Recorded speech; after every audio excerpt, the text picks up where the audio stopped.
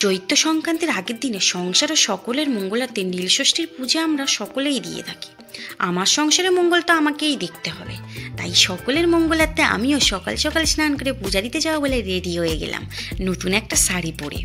তারপর প্ল্যান ছিল মন্দিরে বাতি দিয়ে আসবো। তারপর ভাবলাম যে আজ তো সবাই আসবে, সুতরাং খুব ভিড় হবে, তাই বাড়ির পুজোটা আগে করে নিলাম।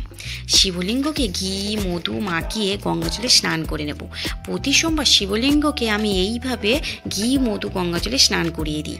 শিবলিঙ্গ স্নান করার পর বেলপাতায় চন্দন লাগিয়ে আসনে বসিয়ে দেব। দুধ ঢেলে নমঃ শিবায় নমঃ শিবায় নমঃ শিবায়, বেলপাতা দূর্বা আতপ চাল আর চন্দন মাখিয়ে নেব। আর চন্দনে একটা ফোঁটা দিয়ে দেবো, দিয়ে শিবের মাথায় দিয়ে দেবো। গোটা ফল হিসেবে একটা শসা দেবো। আজকের দিনে কাঁচা আম দিতে হয়, সেটাও অর্পণ করলাম। তারপর গাঁদা ফুল টগর ফুল দিয়ে শিবলিঙ্গ চারিদিকটা খুব সুন্দর করে সাজিয়ে দেবো। এই করে মন্দিরে পুরোটাই সুন্দর করে আমি সাজিয়ে নিলাম। ফল মিষ্টি দিয়ে আর ধূপবাতি জ্বালিয়ে দিয়ে পুজোটা দিয়েই দিলাম। ফুল ফুল সাজিয়ে মন্দিরটা কত সুন্দর লাগছে, শিবলিঙ্গকেও কত সুন্দর লাগছে। এইদিকে দুটো কার্তিক সখীকেও পুজোটাও আমি দিয়ে দিলাম। তারপর মন্দিরে পূজা দিতে যাওয়া বলে পূজার থালাটাও রেডি করে নিলাম। 5 রকমের ফল, ঘি মধু দুধ বাতি ধূপ আকন্দ ফুলের মালা আমার থালা রেডি হয়ে গেছে।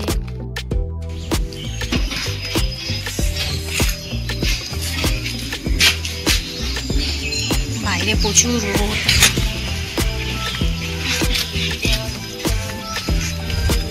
মন্দিরে গিয়ে কথা হচ্ছে যে রাস্তায় বেরিয়ে গেছি এখন।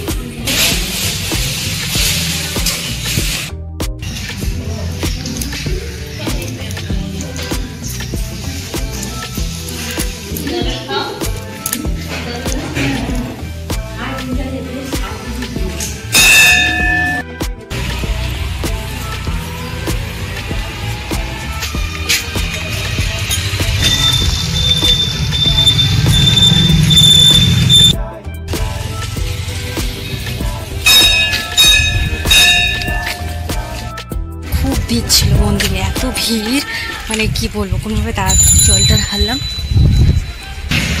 এই যে মন্দিরের সামনে একটা পুকুর আছে, কত সুন্দর হাওয়াও বইছে, কি সুন্দর ভালোও লাগছে।